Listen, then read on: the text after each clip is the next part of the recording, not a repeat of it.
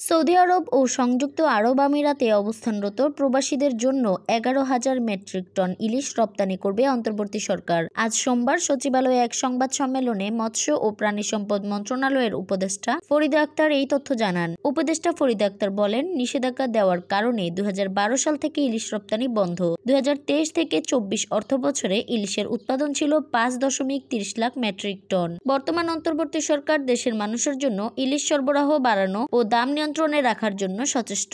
ফরিদা আক্তার বলেন, পাশাপাশি বাংলাদেশের মানুষ যারা বিভিন্ন দেশে কাজ করছেন, দেশের রেমিটেন্স পাঠাচ্ছেন, এমনকি বৈষম্য বিরোধী ছাত্র আন্দোলনের সময় বিদেশের মাটিতে বসে বাংলাদেশের ছাত্র জনতার পাশে ছিলেন, তাদের অনুরোধের পরিপ্রেক্ষিতে সীমিত আকারে ইলিশ মাছ রপ্তানির পরিকল্পনা নেওয়া হয়েছে। ফরিদা আক্তার আরও বলেন, সারা বছর পাঠানো না গেলেও অধিক ইলিশ প্রাপ্তির সময় আগস্ট ও সেপ্টেম্বর মাসে প্রবাসীদের জন্য ইলিশ পাঠানোর ব্যবস্থা নেওয়া যেতে পারে। জনশক্তি কর্মসংস্থান ও প্রশিক্ষণ ব্যুরোর তথ্য অনুযায়ী সর্বাধিক প্রবাসী কর্মজীবী আছেন সৌদি আরবে। এই সংখ্যা প্রায় 44 লাখ। সংযুক্ত আরব আমিরাতে প্রবাসী আছেন প্রায় 22 লাখ। মৎস্য ও প্রাণী সম্পদ মন্ত্রণালয় থেকে প্রাথমিকভাবে এই দুই দেশে মোট 11,000 মেট্রিক টন ইলিশ রপ্তানির জন্য বাণিজ্য মন্ত্রণালয়ে সুপারিশ করা হবে। চলতি বছরের আগস্ট, সেপ্টেম্বর ও অক্টোবরের প্রথম সপ্তাহ পর্যন্ত সময়ের মধ্যে যা কার্যকর করার পরিকল্পনা রয়েছে।